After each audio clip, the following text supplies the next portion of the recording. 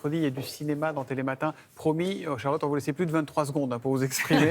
Vous êtes notre ouvreuse à nous. Vous nous emmenez sur la route des chefs-d'œuvre. Ce matin, vous voulez nous parler de Revoir Paris. Ça sort aujourd'hui avec Virginie Efira et Benoît Magimel. Revoir Paris, c'est un drame intime sur la reconstruction personnelle des victimes d'attentats. Oui, absolument. Alors, c'est une fiction, même si on pense bien sûr très fort aux attentats qui ont touché Paris en novembre 2015. Le film, c'est l'histoire de Mia, une jeune femme qui a survécu à un attentat terroriste dans une brasserie parisienne. Mais 3 mois après le drame, elle n'a qu'une mémoire fragmentée, très parcellaire de ce qui s'est passé et elle ressent le besoin vital, presque viscéral, de se souvenir très précisément de ce moment tragique. Et le film suit alors une double enquête. D'une part, dans sa propre mémoire et d'autre part, une fois qu'elle se souvient du fait qu'elle n'était pas seule pendant le drame, retrouver celui qui lui tenait la main.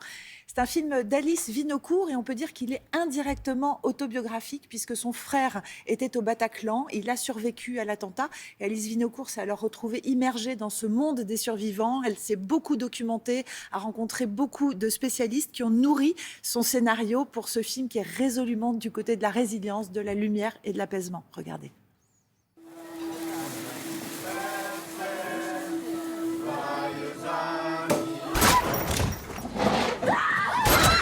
Tout s'est effacé de ma mémoire.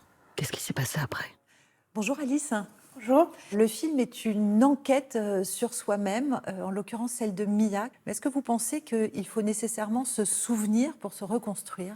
C'est une vraie question. En fait, il y a des gens qui pensent que c'est mieux de dissimuler, mais elle est dans une sorte d'amnésie traumatique et elle a vraiment besoin de reconstituer les morceaux du puzzle. Elle se rappelle qu'elle tenait la main de quelqu'un et elle veut retrouver cette personne.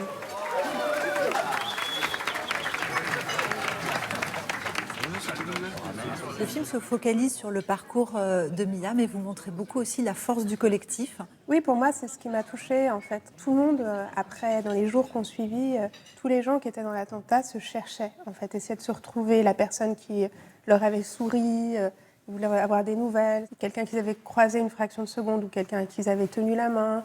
Et avait quelque chose d'une communauté extrêmement forte qui était unie avec cette idée qu'on ne peut pas se reconstruire tout seul. Vous vous souvenez de moi? Non. J'étais à la table en face de vous. Vous fêtez un anniversaire. Je me souviens plus de rien. Vous aviez commandé un verre de vin. J'ai pensé que vous attendiez quelqu'un.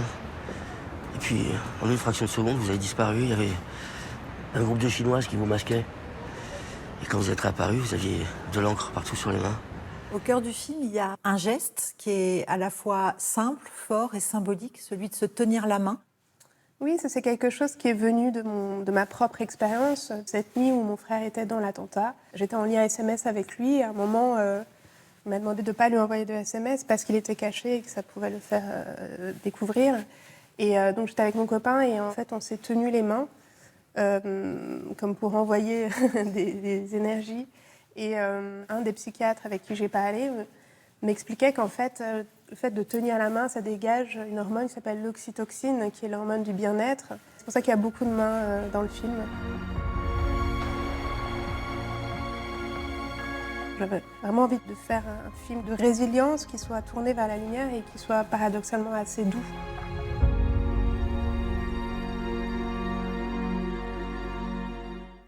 Alors, vous le voyez, même là, rapidement, Virginie Efira, elle est toujours aussi impeccable, avec un jeu là qui est très rentré, très feutré, avec cette chose très étrange que les psys appellent l'effraction psychique, c'est-à-dire l'arrivée brusque d'images devant les yeux sans qu'on s'y attende, comme une seconde de déconnexion. Et puis, face à elle, Magimel, qui est très sensible dans un registre lui plus léger, avec de l'humour, et avec qui on sent c'est celui qui sourit à la vie, quoi. Et on sent qu'un avenir à eux deux est possible et heureux. C'est un très joli film à découvrir et qui sort aujourd'hui en salle. Donc on y va, faut y aller. On y va. Ouais, faut y aller. Faut être un petit peu armé. Oui, bien voilà. sûr, on sait ce qu'on va voir. On sait ce qu'on va voir, mais c'est pas trop loin, quoi.